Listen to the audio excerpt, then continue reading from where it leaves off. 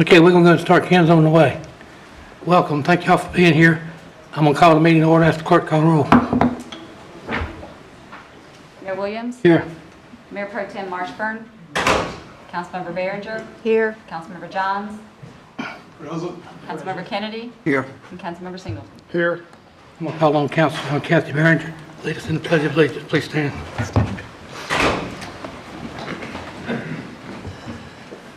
I pledge allegiance to the flag of the United States of America and to the republic for which it stands, one nation, under God, indivisible, with liberty and justice for all. You may be seated.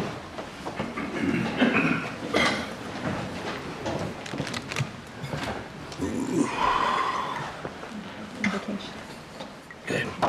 Mr. Mayor, I've asked Pastor Ryan Jackson, the senior pastor at the Capitol Church, to bring the invocation this evening. Welcome. Welcome, welcome. Thank you. Let's pray. Heavenly Father, I want to thank you for this gathering tonight and for our community. I want to thank you for the relative peace and safety that we live in here, and we acknowledge that many people in many parts of the world do not enjoy the peace and the safety and the comfort and the freedoms that we have in the place where we live. And so we are grateful for all of these things that you have provided for us. We know that the powers that be, the Word says, are ordained of God. And so we pray, Lord, that these powers that be would be directed by you, that you would give wisdom and clarity, that you would give compassion, that you would administer through them your justice, and that you would bless them with influence and integrity and your peace. In Jesus' name we pray. Amen. Amen. Tell us what's going on at Capitol Church.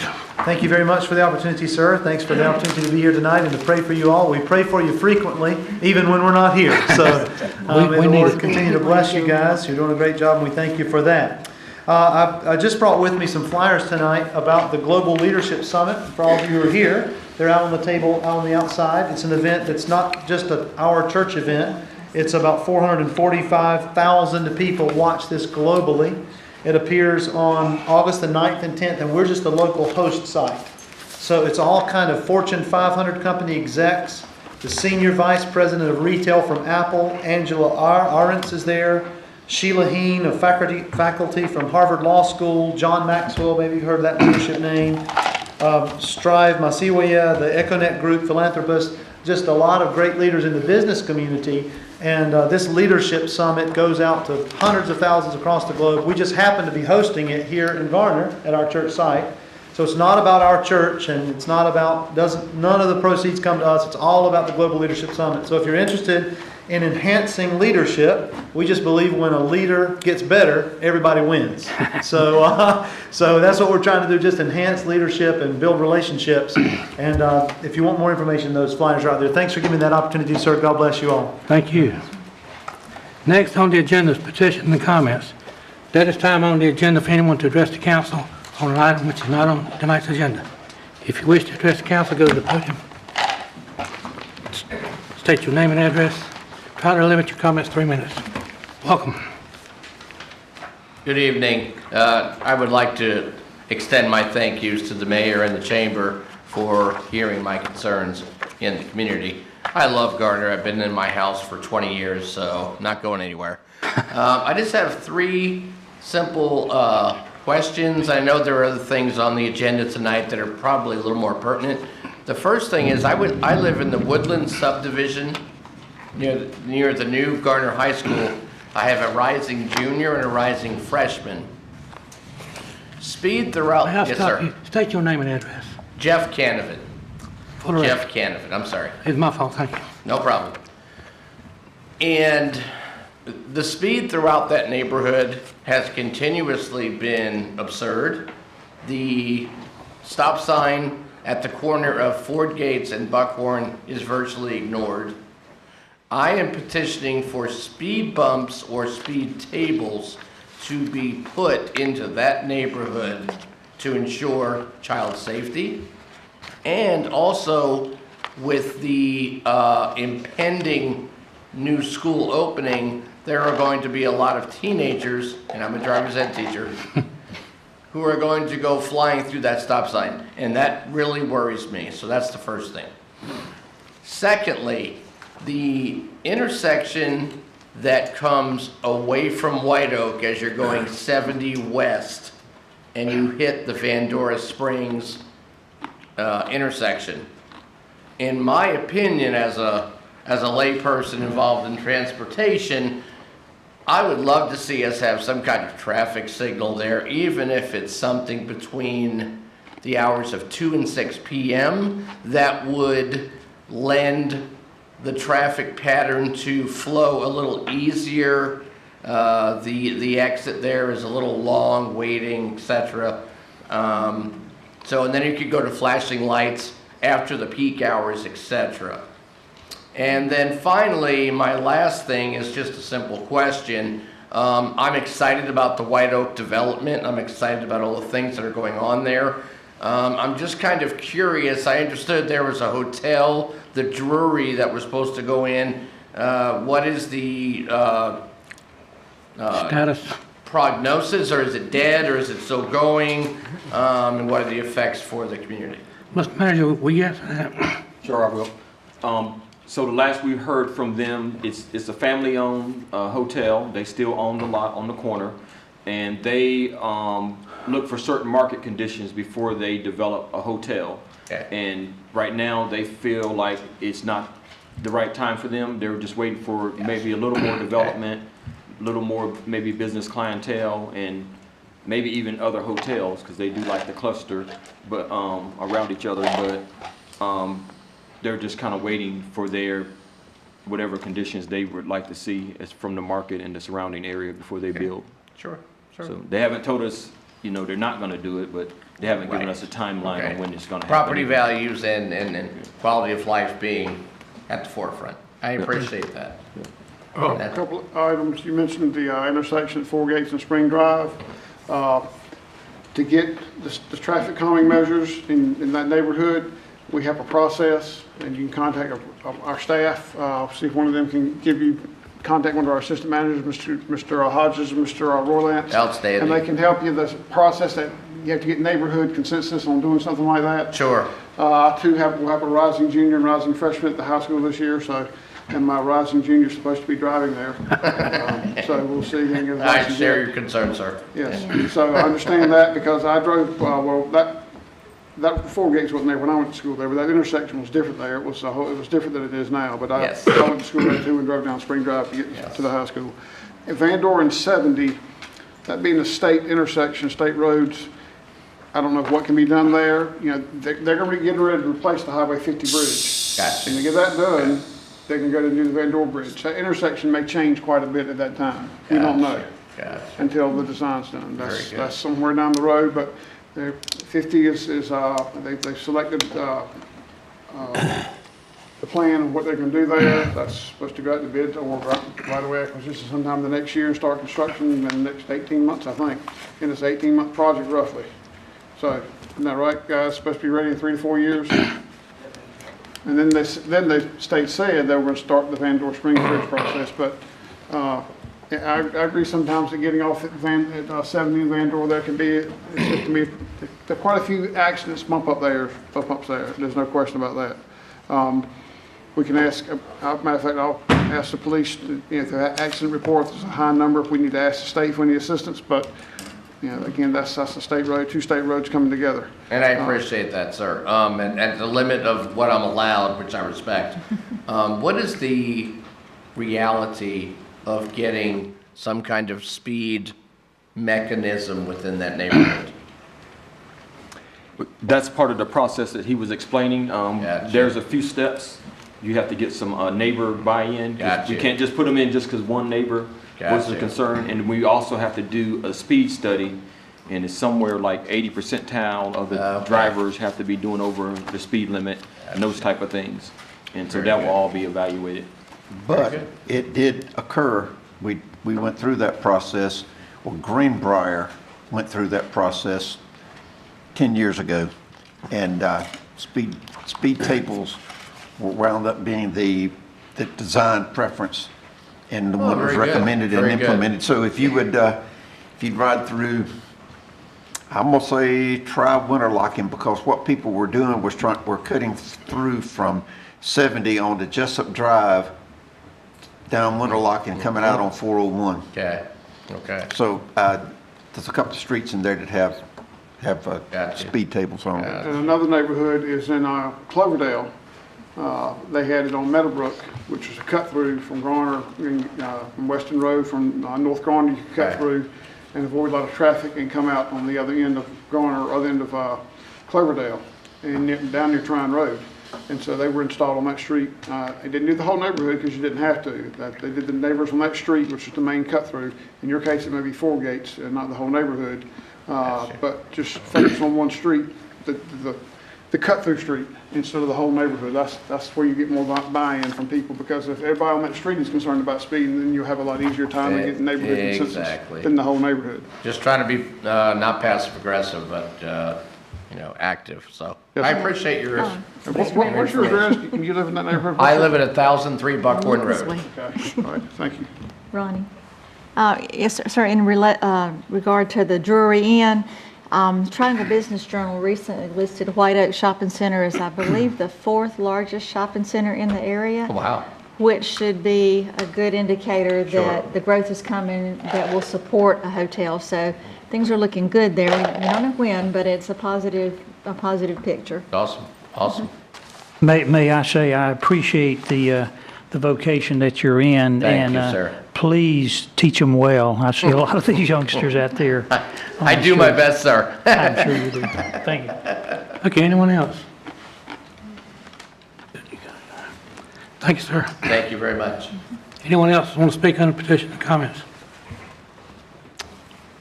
Next, the adoption of the agenda. Mr. Mayor, I'll move that we adopt the agenda as has been prepared by the clerk. Second. I believe Mayor, that. I'd like to ask also to add a couple of closed sessions, one on acquisition of interest in real property and one on potential litigation. I'll give the citations at a later time. Okay, the attorney adding to, so we'll address that when we get to it. There's a motion to adopt the agenda. There's a second. All in favor, by saying aye. Aye. All opposed? Carried. Any presentations? Consent. Mr. Mayor, I move that we'll approve the consent agenda as it stands. There be add or deletion. Second. Motion second. All in favor, by saying aye. Aye. All opposed? Next, public hearings. General use rezoning Z 1803, 308 Highway 70 East. Het Patel. He will make the presentation on behalf of the town. I will open the public hearing.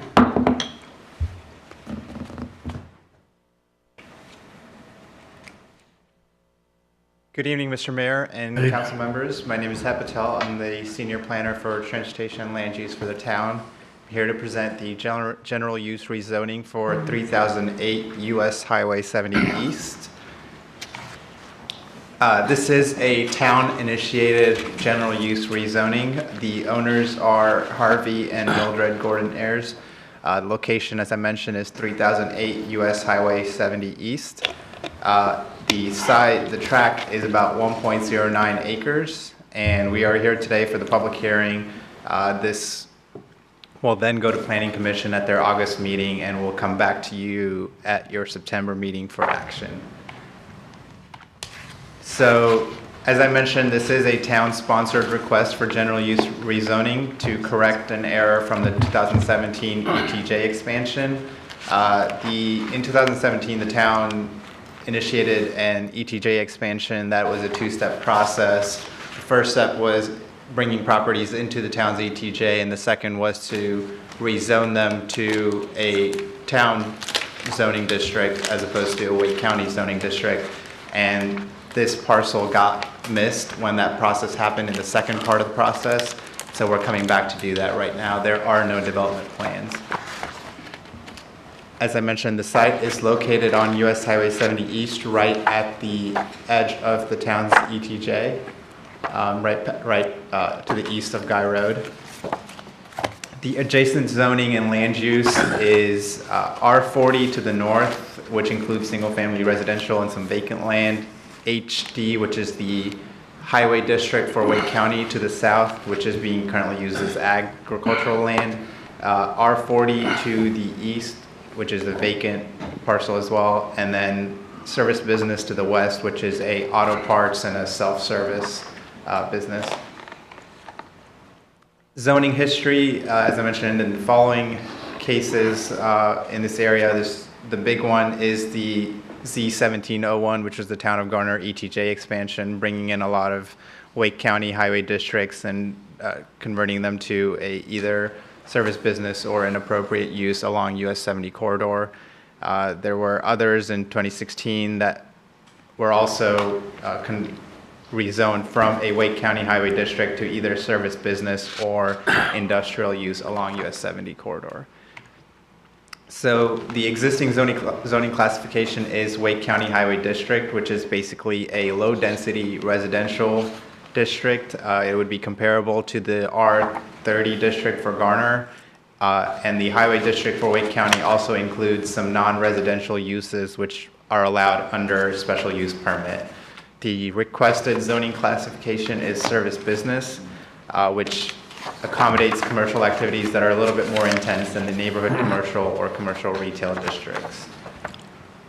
Following are uses that are permitted in the service business zoning district. The uses that you see highlighted in yellow would have restrictions because of the US 70 401 thoroughfare overlay that is part of our UDO. So bars and nightclubs would be prohibited within 500 feet of residential use.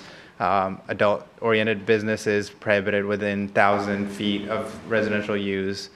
Same with extended stay facility, 500 feet within residential uses. And then additionally, veterinarian kennel outdoor use is also prohibited within 500 feet of residential. Car wash is prohibited within 500 feet, and vehicle towing within 500 feet of residential uses. So I mentioned the US 70 401 thoroughfare overlay district. This actually highlights other uses that are prohibited in the overlay, like drive-in movie theaters, outside storage of goods not related to sales, scrap materials, junkyards, mining or mining operations, landfill, solar farms, commercial greenhouse operations. And then there are a few uses that are restricted based on how their proximity to residential uses, which would be the hotel, motel, pools, bars, nightclubs. And then there's some uses that would be allowed but have some additional standards or would require a special use permit under the zoning. And those include outdoor storage, display of goods for sale, manufactured home sales, motor vehicle sales, automobile service centers, automobile repair shops, veterinarian or kennels, car washes and truck terminals. There is existing water infrastructure running along the north side of US Highway 70 East, opposite of the road. The site does not have access to sewer, so if the site were developed, a private septic system would probably be required. In regards to the transportation infrastructure, the site has 475 feet of frontage on US Highway 70. US Highway 70 is a NCDOT maintained facility within a 200 feet right-of-way. In this area, the approximate traffic vehicles is about 29,000 vehicles per day. No additional traffic impacts are anticipated as a result of this rezoning. And the road improvements would likely would be evaluated at the time of any development plans come in. In regards to the environment, there is no 100-year floodplain as delineated by the FEMA flood insurance maps. And in regards to zoning consistency, the 2008 Garner Forward Comprehensive Plan identifies this site as corridor commercial. Corridor commercial is a category we use which is located along highways and major arterials. It emphasizes commercial centers that have individual driveways, separate parking lots. They have their own unique signage and differentiated building material styles. Permitted uses in this category include operations with outdoor storage and outdoor sales display areas. But for these uses, special emphasis is normally placed on landscaping and screening, as US 70 is a corridor that's a gateway into the community for the traveling public. So today, council's action is to recommend this rezoning to Planning Commission at their August 13th meeting, and staff will be providing their findings at the August 13th Planning Commission meeting. Okay, anybody want to speak to this questions? I just had one question, sort of a curiosity question, so if you don't answer, fine. The site, much of it is paved over or has asphalt to it. Do you know what it was used for previously? I think my understanding is it was either a bar or some type of a... Club or bar. Oh, okay, it was a club. it was a club, yeah, a bar club. Okay. Thank you. They have a water line, I see. How far did that water line extend though, Selma? In which directions? The water line? Yeah. So, yeah, there is a water line on the other side of US 70, so if there was a connection to be made, I think that would be something very difficult to do. I don't necessarily know if they would be able to, where they would have to make that connection. And I think he was asking how far does it extend down 70? Where you see it terminate here on the map, that's as far as it goes? Is that? Yeah. Okay. That's almost at Rock Cry Road, I think. I think so. Okay.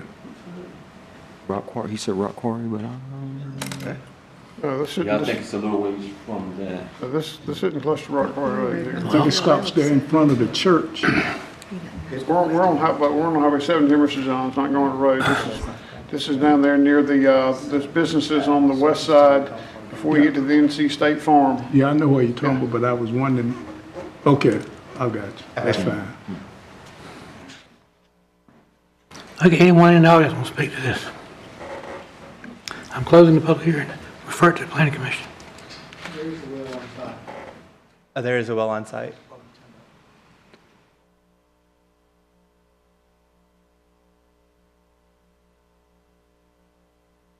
We don't understand what you're You saying. need to come to the podium, sir.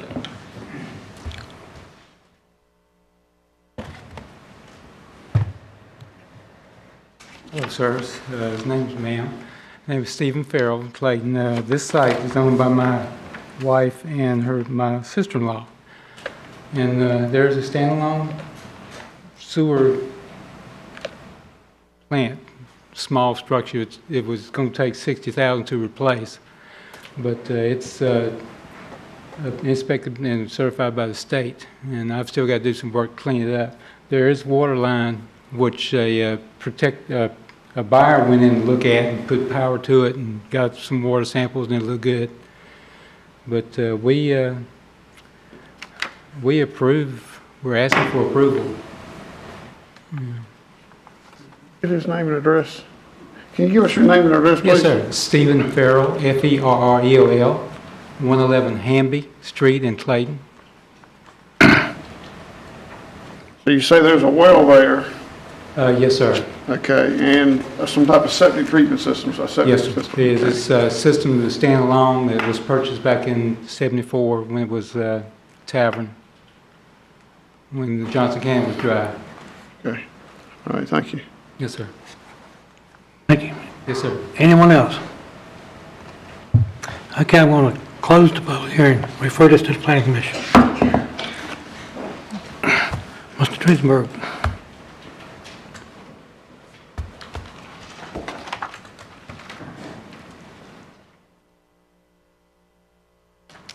Good evening, Mayor, members of the council. Good evening.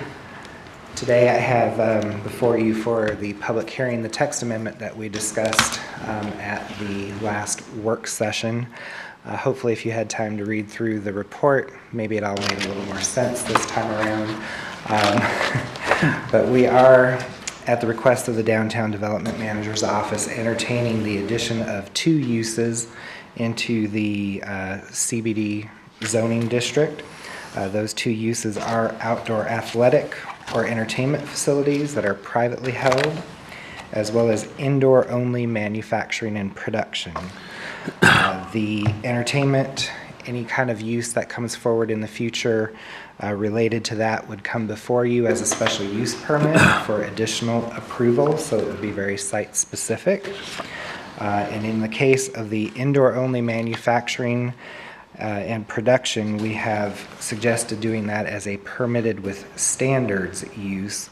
And then on page 51 of your packet, those additional standards are listed. So in addition to typical industrial concerns like vibration, noise, various emissions and odors and glare and things of that nature, we have also added a condition that any manufacturing and production uses shall not be permissible within the existing commercial buildings in downtown Garner located along Main Street between Montague and Griffin. So that would take out those buildings along Main Street and only allow this particular use in any other part of the CBD. So anything that's not directly really facing Main Street. So it'd be parcels that are back on Rand Mill, potentially if anything were to get rezoned on Purvis, and then some of the properties further down towards New Rand that are also zoned CBD. I think with that said, please ignore I'm not sure where that second section 3 came from when I sent it over, but the recommendation is that upon conducting the public hearing and receiving any public comment, that you close the public hearing and refer the matter to the Planning Commission for their input on the 13th. We did send mailing notices out to those folks who own property in the CBD, and I know we fielded a couple of phone calls, and to my knowledge, those that we have talked to have all been either supportive or did not express any concerns at the very least. Councilman, I have a question. One question, I think I asked it last time, I can't remember now. I think the thought crossed my mind. When we say manufacturing production shall not be permissible use on any existing buildings on Main Street, and I asked about a some type of Brewing.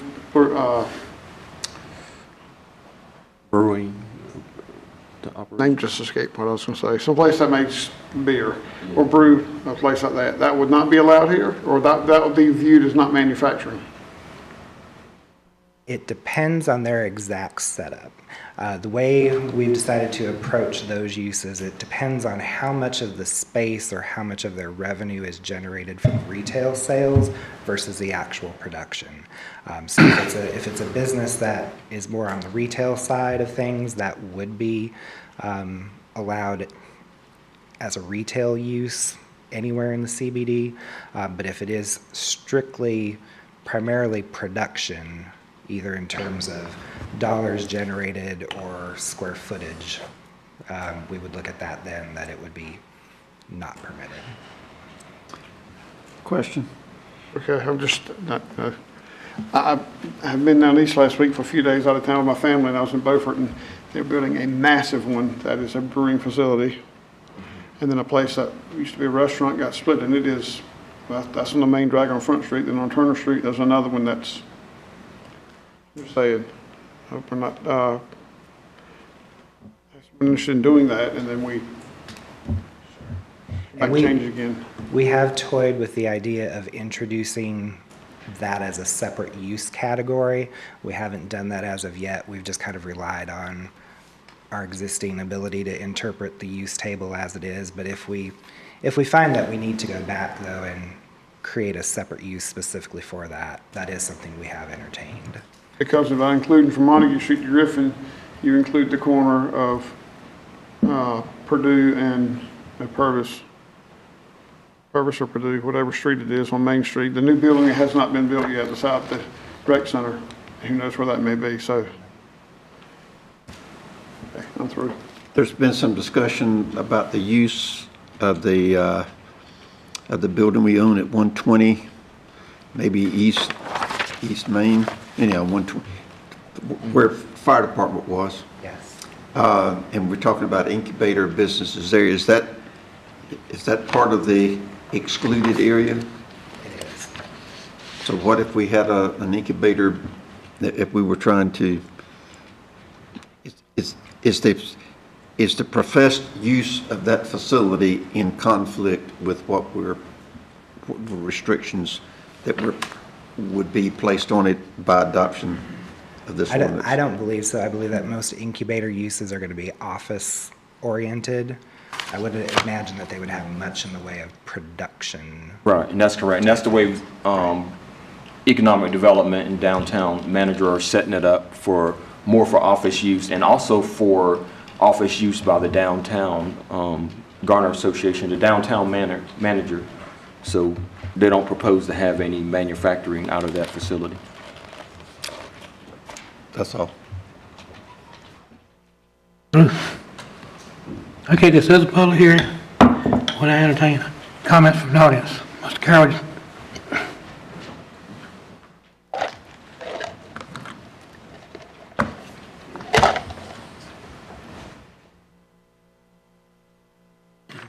Good evening, Mayor, Council. My name is Lee Carroll. I presently have the business on Main Street as Carroll Service Company, which is 125 West Main Street. I've occupied the space for heating and air conditioning since 1990. Presently, started out down there in 1981, matter of fact, and I believe I'm the oldest company downtown. So for me to give up my address is pretty unique. My sons are taking the business over, and I want to see it make 50 years plus. I wound up buying property downtown, putting it together for different reasons. Downtown was not necessarily the best of places to be when I started down there, and it was condemned by a lot of people. So I said I'd just buy up the property and see what I can do with it down the road. Well, I've never been satisfied with anything coming down there until now. With the rec center on one side and the water tower with the new parking lot on the other side, I'm sandwiched in. So it's my belief, you know, it's time to move. Oh, I own some more property on Purpose Street. I'd like to relocate there. If once all this is done, I plan on doing it in 3 stages. Stage 1 would be getting the brewery in operation and the event center going. Stage 2 would be getting the building built on Purpose Street, getting that rezoned. Stage 3 would revitalizing my building into either event center or even I'm considering a restaurant facility.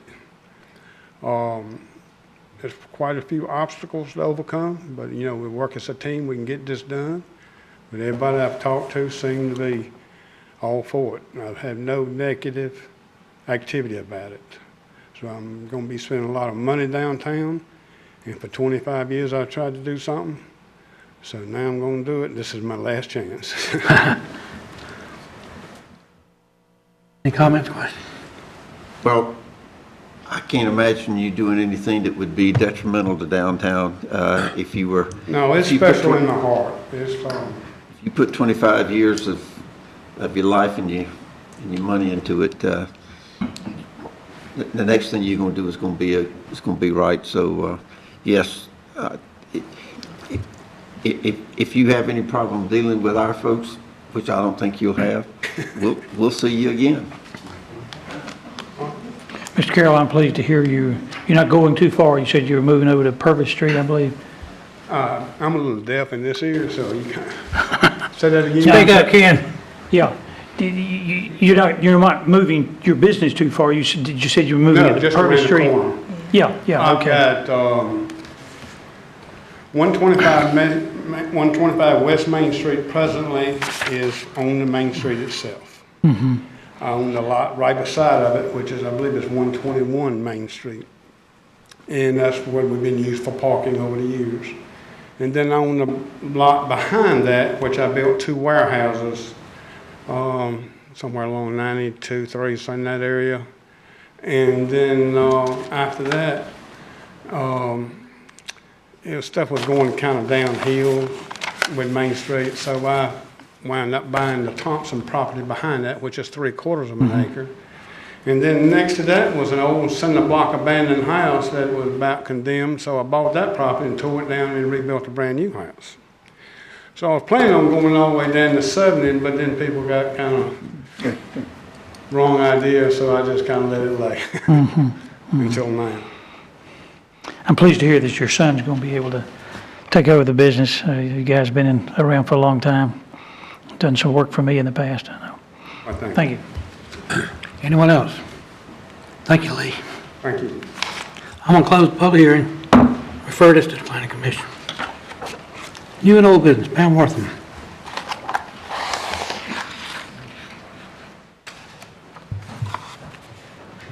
Where's Pam? I don't know, sure. Pam, are you, Ms. Yeah, Wortham, Pam. you ready for your presentation on the bonds? Lost track of the agenda. Good evening, Mr. Mayor and council members. I brought to you tonight a resolution for bond issuance. We are proposing to sell $4,050,000 in bonds. $992,000 of those will go for Parks and Rec. That will actually leave us $600,000 approximately in the Parks and Rec bond fund.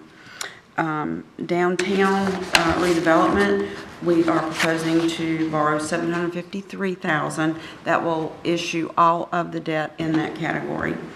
And for street and sidewalks, we're issuing $2,305,000. That will leave us about $6.6 million. The official statement should go out August 3rd, and the sell date will be August 14th, and anticipating to close on August 30th. We had Moody's and Standard & Poor's in last week. Moody's was by phone, but Standard & Poor's actually visited with us. We gave her, it ended up only being one person coming, but we gave her a tour of the town, showed her where all of our new development is. She was very impressed with that part. And commented, she's not sure that they can actually give us an upgrade at this point, but she said we may need to see how the development continues to grow and how it pans out. But she was impressed with the amount of development that we have. We did specifically ask each one of those to give us an upgrade, or to at least consider giving us an upgrade. We should have those back, I think, by the end of next week. We'll get a preliminary report that we can respond to. It's a press release that they will give us about an hour to respond to. Excuse me, they'll follow that up with a full report. But it will be ready to go so that we can issue the preliminary official statement on August 3rd. And that's the summary of that. If you have any questions, I'll be happy to answer them. Of the street and sidewalks, none of that is for the roundabout at Ackerman, Hebron, White Oak, is it? No, sir. It is for some general intersection improvements, but I don't know that everything has been identified at this point. But I think a large portion of that is New Man Road on the North end? north end of 70. Okay. So the Parks and Rec money, is that all going for the rec center, just to the completion of the rec center? No, sir. All the money for the rec center has been borrowed. This is for general Parks and Rec improvements. Okay. Greenway, was there something else specific? I think it's primarily Greenway and some reimbursement. Keep in mind that often when we borrow the money is not when we've spent the money. And so I think the primary project is Greenway and some reimbursement of some of the other projects that have been completed, but we had not borrowed yet. Okay, so the street and sidewalks, some of that is for New Rand Road on the north end, and what else? Is there other specific things we borrowed? I think that is the only specific project. The rest of that, I think, is again borrowing now to reimburse for projects that were already in progress, like some of the street improvements at the rec center. That's the same on the last one for the downtown redevelopment. That's the same scenario there, correct? That is reimbursing for property acquisition and stormwater, and that completes that bond. Okay.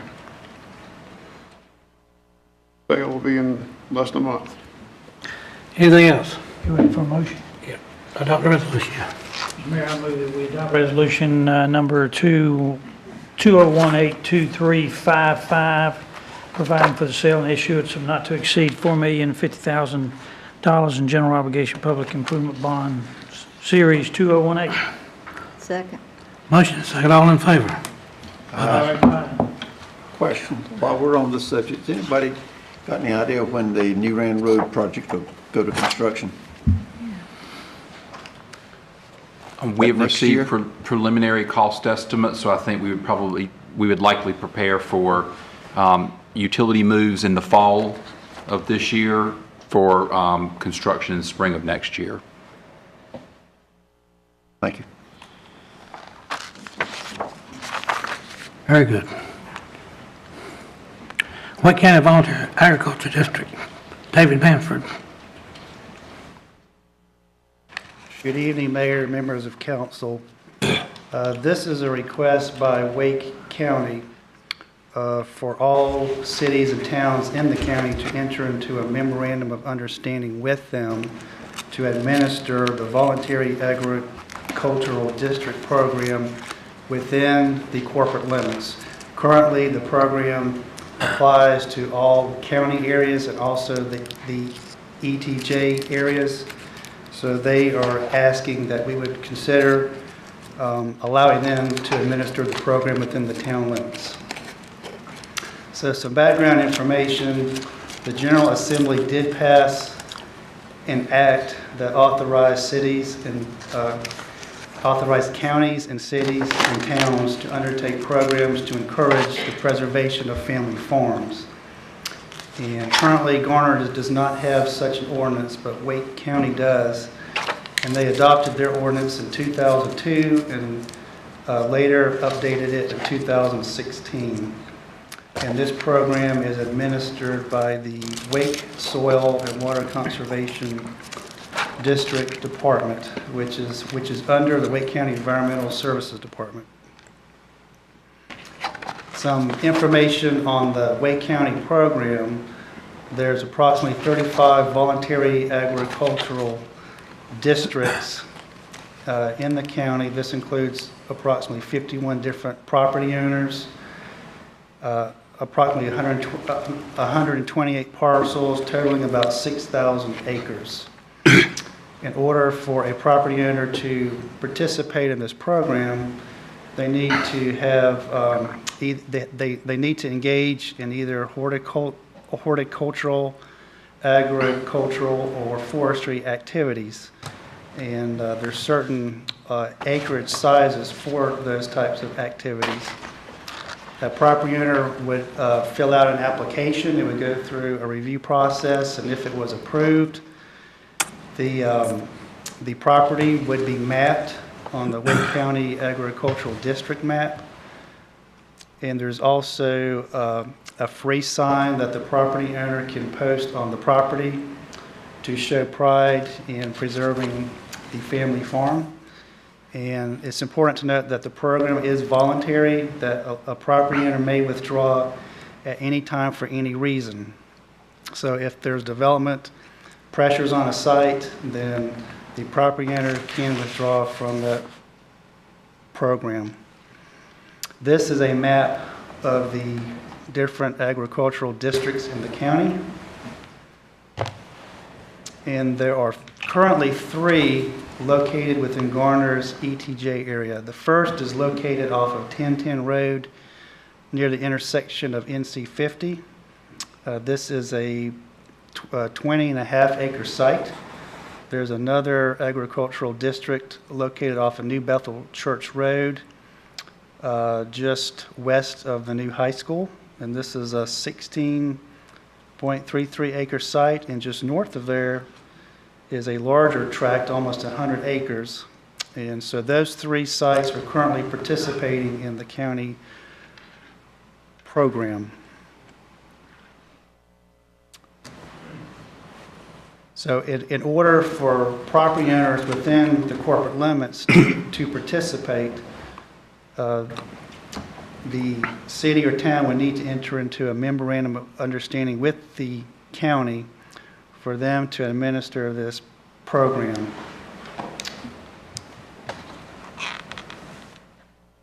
And staff has reviewed this request, and we have no objections, and we would recommend that the town enter into this agreement with the county so that property owners within the town limits can participate in this program. And in your staff report, we go into a little more detail on possible areas inside the town limits that may have potential to participate. There's some tracks along Old Stage Road. There's some tracks along East Garner Road, in between Creech Road and Drum Sausage Road. So there's very few sites that would probably qualify, but I will stop there and I'll be happy to answer any questions. I don't hear any, David. We're good. Any motion, Mayor? Yeah. I move that we direct staff to enter into a memorandum Of understanding. of understanding with Wake County regarding voluntary agricultural districts. A motion and a second. Further discussion. All in favor, vote by saying aye. Aye. Thank you, thank you. Mr. Patel.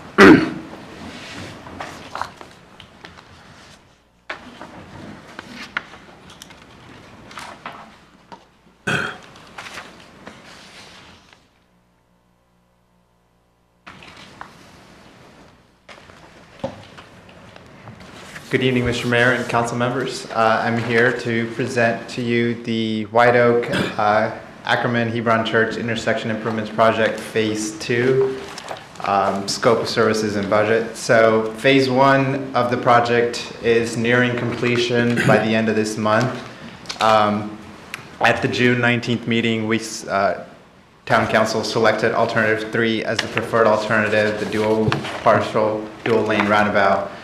So we're working on finalizing the environmental documentation on that preferred alternative, and we're looking to move forward into Phase 2 for designing of the improvements for the preferred alternative, which would go from this month to January 2019. So Phase 1, just briefly, we did some data collection, looked at alternatives, developments, had public involvement, and selected a preferred alternative. Phase 2 will actually take that preferred alternative and take it into the preliminary engineering and final design plans, have right-of-way plans, some construction plans, and utility relocation coordination, as well as agency coordination with CAMPO and NCDOT. So the budget for Phase 1 was $109,884, and the budget for Phase 2 for the scope of services identified is $220,740. And as I mentioned, the tasks are outlined below 1 through 5. I just wanted to give you guys a summary of project costs sort of to date, as well as what we're looking at moving forward. So the things that you see outlined in green, the line items, are items that are 100% funded by the town. And anything that's in red would be something that we get applied towards the LAP funding from the capital area MPO. So Phase 1, which was an alternative study, which are about to complete now, is the first one. Phase 2, which we're about to enter into, would be $220,740, which would include the design. Right-of-way construction cost estimate contingencies are subject to LAP reimbursement. I've had some conversations with the engineering department, and a construction bidding phase. The town would likely be able to kind of administer that, but they would need some support to actually get the bid package together. And so there's a cost estimate for that. Construction management going into next year, once the project goes through the LAP cycle and we're actually looking at construction management, that's something that can also be reimbursed through the LAP program. So we've identified total cost estimate for the project for the LAP portion is $1.6 million, and a total estimate including Phase 2 of design, just to kind of give you an idea of what the design as well as construction and everything combined would be, is 1.9 million. And just wanted to mention that the construction bid phase and the construction management phase are rough estimates that we've sort of developed using other research from DOTs nationwide, as well as some of the ongoing town engineering projects. And so the town contribution for this project would include the phase 1 for alternative study, a phase 2 for the design and construction plans, the construction bid phase support, and then a 20% match for the right-of-way and construction. That would include the construction management component at $327,800. Do want to mention that the 20% is just a minimum. The town can select to have a higher match at a 25% or a 30% to make the LAP application more competitive. And we have submitted questions to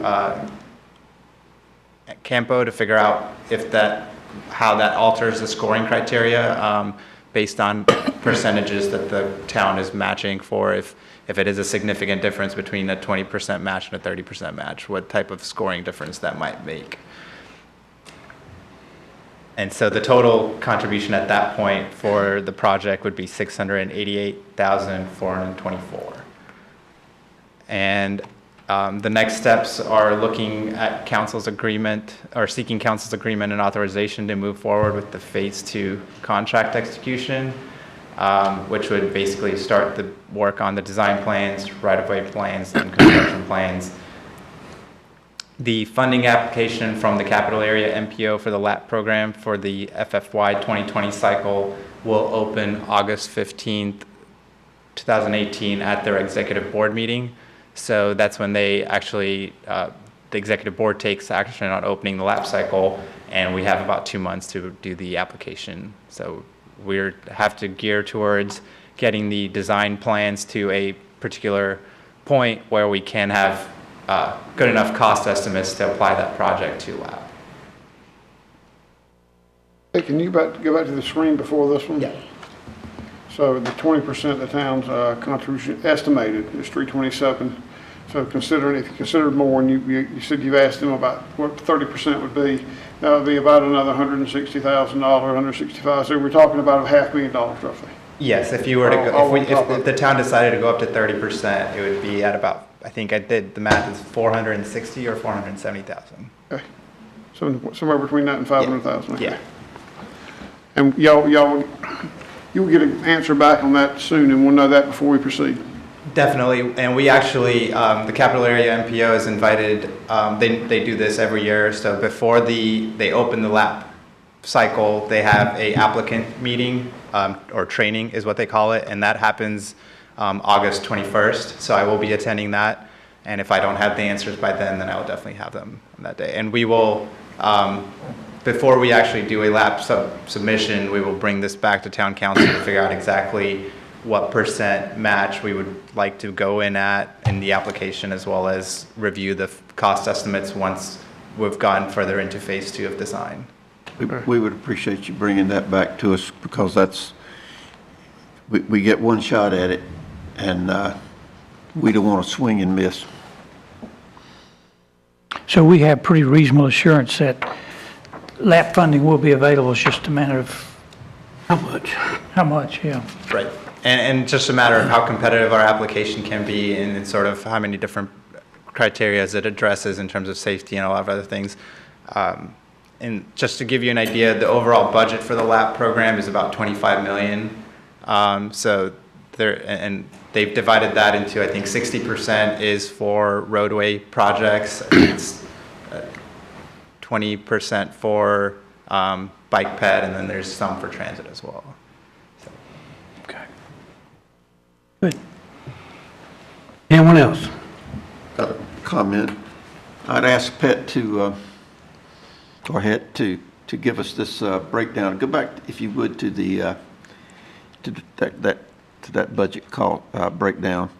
When I looked at the phase 2 design number, and I thought I remembered the construction cost estimate being $1,294,000. 220 divided by 1.3 million seemed like a rather sizable number, and that percentage, and it wound up being a little over 17%. But when you add in the alternative study, the preliminary design, plus the 220, then those two together makes it 330,000, and that is a 25.5% design. If you were to add in 30,000 and 150 for construction management and put all of those under engineering, that winds up being, engineering being 40% of the construction cost. And I realize that there's a lot of services that are provided that are, quote, additional services that are not directly related to how you design a roadway, but there's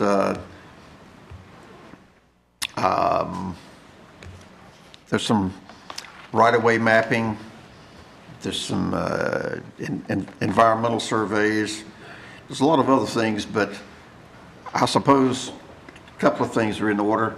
One, I'm in total shock,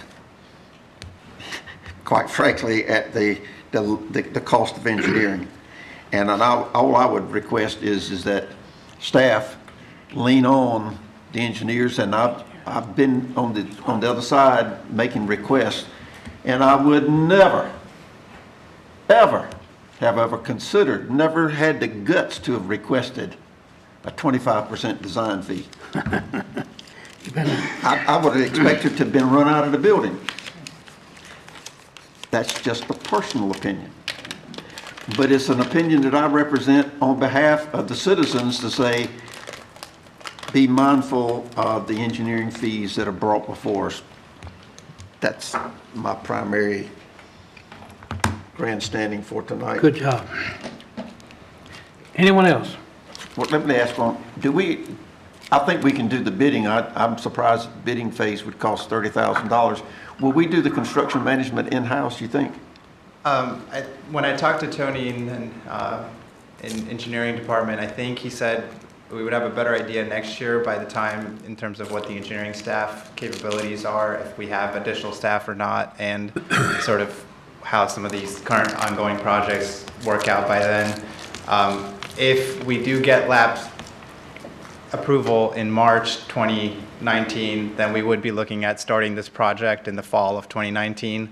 So he was hesitant to say that we would be able to do construction management ourselves completely, and did indicate that we probably would need some support. Yeah. Thank you. Need a motion to authorize contract extension. Well, okay, or yeah, would the motion be to authorize the town manager to move forward with the contract execution for phase 2? That suffice? That's good. I'll move that we do that. Second. Motion made and second, further discussion. All in favor, vote by saying aye. Aye. Aye. All carried. Okay, committee reports. We don't have any. Neil, You didn't meet. just take it with a grain of salt, Neil. Neil, Is a Garner resident. Okay, no committee reports. Mr. Manager, we need your report. All right, under manager reports, you have Garner info in the yellow in front of you, and then the finance report and building report. Also wanted to mention rec center tour scheduled for tomorrow morning for those that can make it at 10 o'clock. With Mr. Manager, with the rain that we're having tonight, we're still prepared to be there, but we just want to warn everyone that there is not a great way in the building that's not going to be muddy. And so we're happy to continue doing that tomorrow, or if because of the weather you'd like us to meet you at a different time, we can consider that as well. I think we postponed it last time because of the weather, so I don't know how many times. Get there and not be prepared for the entry into the building. What, no red carpet rollout? Red mud. John, about how long do you anticipate the tour taking? Our construction meeting is scheduled to start at 11, so we had planned to have as much as an hour if it was needed, but we can make it as there's not a structured tour, so we can make it as long or as short as you'd like. Could we meet a little earlier, 30 minutes earlier? I don't want to inconvenience others, but I've got an obligation. I'd love to get to it 10:15 or 10:30. I can check and see if we'll have anyone there for that. We've got the construction team scheduled, Okay. but I think we could see if staff could be there a little early if you'd like us to. I don't know how the rest of the council members, or what their schedule's like, but yeah, I'd be happy to start at 9:30 if we. We'll try to make that work. I know some of us have a meeting that ends at 9:30, but we'll try to get there or get someone there to meet you and escort you through. So we'll figure something out. Okay. How many did we need to accommodate with that request? 9:30 instead of 10? I won't be able to attend. I've got a commitment at 10, so I won't be able to attend. I'll be there. I plan to be there. I'll be there. You're there at 10. With my boots. That's what we said was 10, so.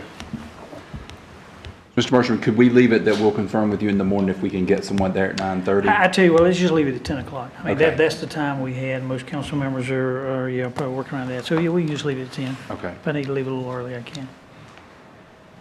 Yeah. Item number 5, we don't really have an update for you. That's a carryover from a previous meeting, so we can mark through that. Update on the Hammond Timber Highway 70 improvements. Just want to let you know that the continuous flow intersection was the selected configuration for that improvement. And then there were some other things taken into consideration as a result of some of the public comment that they got. They did wind up making Jessup Drive a full movement intersection, so there will be the ability to make some left turns in several different directions, opposed to what they had in the initial design. So, and then there's some other configurations on some of the queuing lanes that they made longer. So that all of that input they did listen and make some improvements based on that. Did they take into consideration any type of sidewalks or pedestrian crosswalk there at all? I didn't know if anything was ever brought back. It was talked about taking a sidewalk up to the intersection up there near the shopping center, not there, that intersection. I didn't know if anything was done. Yeah, I'm not sure how that ended up. Do you know how the okay. sidewalk configuration, or John? I'm asking it off the cuff. I'll say if you don't know, it's not going to change anything right now, so that's okay. We'll take a look at it and see the sidewalk. We were so tuned in on the actual road, I didn't look at the sidewalk part of it. But yeah. I'm glad to hear that they've got we're retaining the full movement intersection. Me too. Reminder about the board advisory dinner on Thursday. Starts at 6 o'clock. Be at the Civitan Club. 6:30. Starts at 6:30. Dinner at 7. And if you could let the town clerk know if you plan to attend the Connect conference. The deadline for that registration's coming near, so let her know as soon as possible. And then also on August 23rd, there will be a GPAC volunteer dinner, and that starts at 6 o'clock. Make that. And that concludes my reports, Mr. Mayor. Okay, the attorney's got 2 issues. We'll come back to him. Counsel, Ken, what you got? Just one item. I think I just saw it today. I'm enthused about it. Is this the first year the town has been involved with it? What was it, a summer food program that actually is administered through the Community of Hope? This is not the first year that the town's been actively involved. This is the first time, I believe, that it's been administered through the Community of Hope. Okay. So they were looking for some established outlets to be able to administer that program. They, if I'm not mistaken, they have administered out of the Avery Street area before, either the annex or the gym, but I think it was the annex maybe. But this is the first time through that organization. Okay, yeah. Well, thank you. It seems like a good way to coordinate that. That's all I have. We'll be putting some information out on social media, since it's a Wake County program, just to let the residents know that that's going on. Kathy. Yes, sir. I'd like to know where we are on the Greenway plan situation, whatever, over off of Buffalo Road, so that for pedestrian access to the parks. What do we? Yeah, we're working on the design, reviewing the alternatives and that kind of thing. I've made significant progress, not quite enough to have it ready at the July work session, but we definitely will have everything ready to present to you all at the August work session. Okay, all right, thank you. And the second thing is that several months ago, Councilmember Singleton mentioned the possibility or the need for us to consider having a splash pad as one of our recreation amenities, and I actually brought it up myself several years ago. And I'd like to keep that on the forefront to move ahead with that. Also, I'd like to suggest that council members and citizens who are interested have a look at the splash pad at Jack Smith Park on Penny Road in Cary. That's been active for quite a while, and that will give you some idea of what it could look like and what we're talking about, and help Garner to offer one more amenity that will draw people to our town. I was in Havelock Saturday. They have one. My wife said, if Havelock can have one, Garner ought to have one. There you go. You're right. Unquote. I'd like to do that. Okay, that's all. Jackie. Paris. Go ahead. I'll second what Ms. Berger just said. Towns a lot smaller than Garner have them, something that we need. I'll be talking with our staff about this another time, but I had to be at Atlantic Beach last week, and they have a wonderful park, which includes a skate park and recreation park and a wonderful splash pad. It's just jamming. Of course, you know, it's a place where people go anyway in the summertime, but I mean, I know the town of Farmer was considering one now, and some grant money. Got some information from their staff on that. Fuquay's got a nice one. Numerous communities around here have. So 2 weeks ago tonight was July 3rd celebration, and I want to thank staff for all the work they did. It was top notch from administration, Parks and Rec, police, Public Works, and everybody else who was involved. Thumbs up. A lot of positive things. The weather was good. It was a little hot to begin with, but it was good weather and well attended, of course. So I want to thank staff, everyone involved for that. Really was another nice event, and it's one of our biggest events of the year. And just a thumbs up for positive feedback that I've heard, and just want to let all the staff know that, so they'll pass it along to all the departments. That's all for now. Okay, thank you. We'll do that. I'll add my endorsement of the splash pad. The Public Works Committee has not had any reason to have meet in several months, but with the sale of the bonds and getting an update on how much money is left in a couple of the accounts. Gray and I have talked about instituting some, or at least having one meeting and then see where it goes from there. Probably need more than one, but to talk about the completion of the projects, find out exact status on funds that are available in all 4 phases. One of them I know we've said it's closed out, 660 left on one and several million left on another. But to be specific and talk about the projects that we need to be thinking about and when we're going to get them back to council for adoption to move ahead with them. Another thing Tony Chalk had brought up, it had been talked about for several years, and then we finally had the stormwater assessment done. And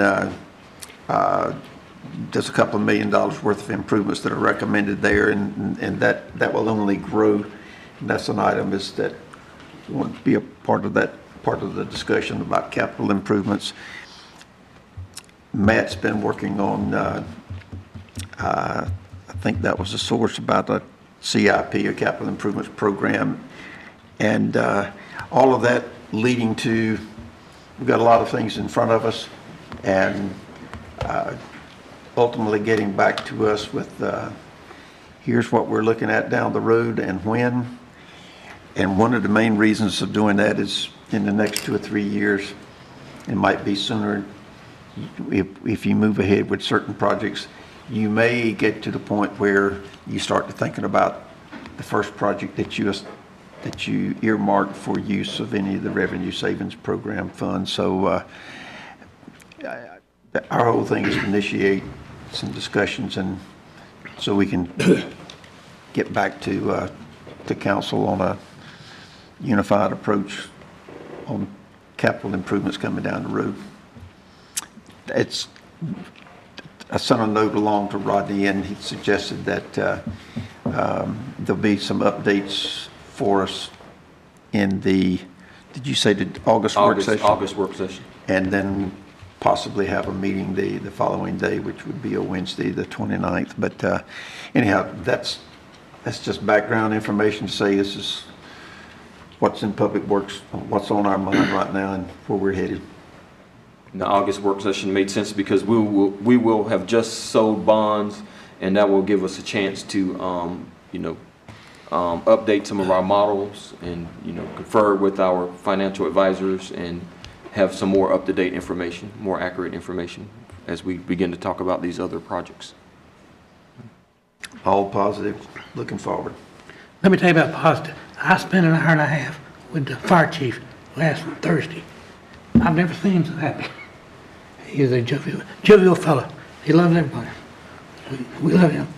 Fire department's feeling good about what we're trying to do in time. So y'all go visit Matthew if you get a chance. In the new digs, right? It's nice. Okay, we gotta go to closed session. Well, I move that we go to closed session per the two statutes cited by the attorney. Those would be NCGS 143-318-11A1 and 3 to confer with the council regarding prospective litigation, and NCGS 143-318-11A5 to discuss parameters for acquisition of right-of-way and easements. I'll second that. Okay, we're in closed session.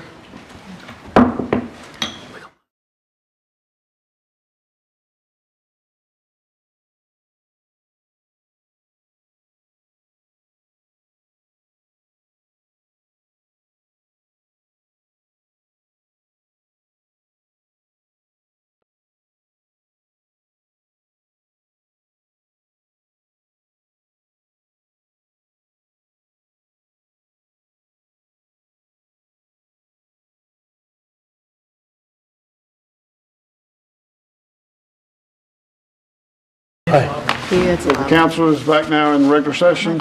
We're in the closed session and discuss potential litigation, also potential real estate acquisition, and took no action. Move to adjourn. Motion to adjourn, second. All in favor? Somebody said it was a 10-year-old girl.